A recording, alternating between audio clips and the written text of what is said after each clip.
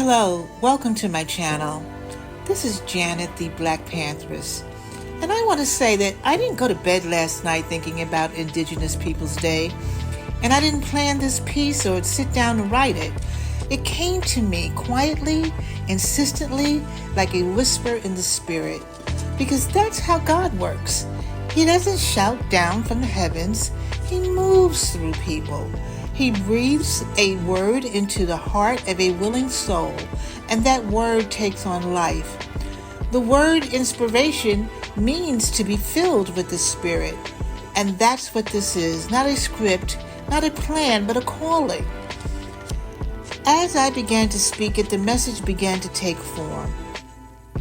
Line by line it unfolded, not from me, but through me. And I knew then that this was not just a story about history. It was a message about truth, about healing, about honoring the people who were here long before this land was called America. And in that moment, I understood this is what it means to be led by the Spirit and let it speak through you. This is a dedication to the original people of this land. This piece is dedicated to the original people of this land, the Native Americans, to honor them on what has aptly been named Indigenous Peoples Day. We acknowledge the unspeakable harm, the stolen lands, and their centuries of erasure that have endured. Their suffering is not forgotten, and their spirit has never been broken. And as a Black woman in America, I recognize the parallel of our struggles. Two peoples bound by loss, by survival, and by the unyielding will to remain human in the face of dehumanization. This work is offered to lift them up, to bless their memory, and to speak truth in a world that once tried to silence it. May this be a small act of correction and a lasting act of love. Frankly speaking, Christopher Columbus never set foot in North America. That is a myth. It's ironic, isn't it? The way American history is told in our schools, polished, heroic, and whitewashed. Whether it's the so-called discovery in America or the transatlantic slave trade, often disguised as white Bible-toting missionaries sent to save the savages, the stories we learned were always the same. The oppressors were disguised as heroes, and their victims were portrayed as ignorant savages, people to be controlled, conquered, and too often massacred. They came holding either a gun or a Bible, and sometimes both, and they called that civilization. As children, we sat in classrooms and movie theaters watching cowboys ride across the screen, and we rooted for them. We rooted for the men who came to take the land. And the next scene always showed what they call the savages, painted faces, feathers, and firelight, dancing around a campfire. And what we didn't know then was that we were being taught to mock a sacred ritual. Even when we played as kids, we carried that conditioning. We played cowboys and Indians, hands over our mouths, making the sounds we thought Indians made, not realizing we were imitating a lie. Because the movies didn't teach us the truth. They taught us who to cheer for and who to fear. And none of this was by chance. It was planned. It was systematic. Because the same thing that crossed the screen happened across the ocean. In the movies, we rooted for Tarzan, the white man in the jungle swinging through the trees like some kind of god among the beasts. We were told he was noble, brave, and pure. But the real story was darker.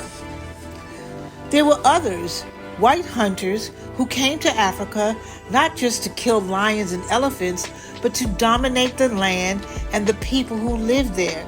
They weren't just hunting animals, they were hunting humanity.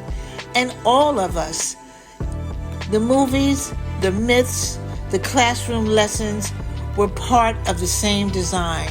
a system built to justify massacre, not conquest, to turn genocide into glory.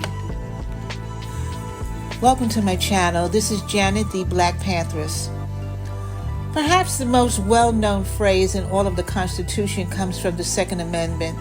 The right of the people to keep and bear arms shall not be infringed. But ask yourself, who were the people they were written for? Because when that law was penned, the only men allowed to bear arms were white, land-owning men. Everyone else, the enslaved, the indigenous peoples, the poor, were the ones those guns were meant to control. America's love of guns didn't begin in the Wild West. It began the moment the colonists set foot on this soil, a land already occupied and cultivated by the indigenous people. They didn't come in peace. They came with muskets, cannons, and a mindset of conquest, a faith that power belonged to whoever could pull the trigger first. Behind every handshake treaty was a weapon, behind every prayer was a musket, and behind every civilizing mission was a war plan. The indigenous people welcomed them, traded with them, and even taught them how to survive the harsh winters. But the colonists brought more than thanks. They brought smallpox, measles, and influenza, gifts that killed millions and made the rest easier to conquer. When gunpowder met the bow and arrow, the outcome was already written. The advantage was never spiritual. It was in their guns. And those guns became the new god of the Western world. And from that point on, guns became sacred in America, a symbol of liberty for some and a weapon of terror for others.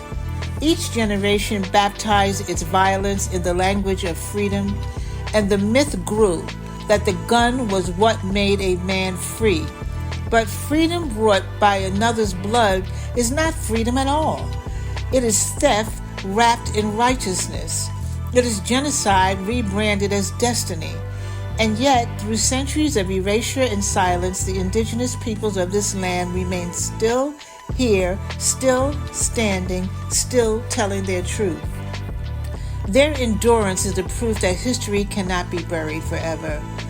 Those who cannot remember the past are condemned to repeat it, says George Santayana.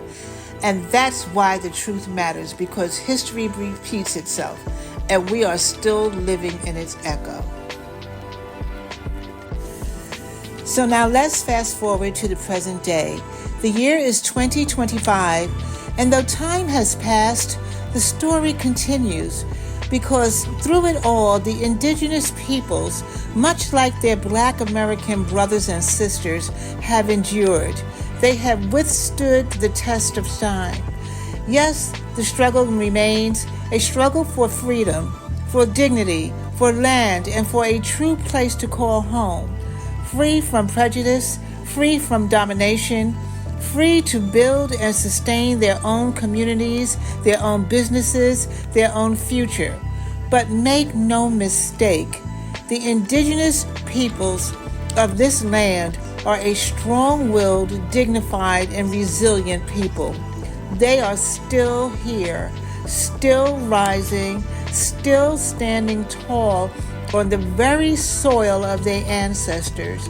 And today, we honor them. Their history, their strength, their survival, their spirit.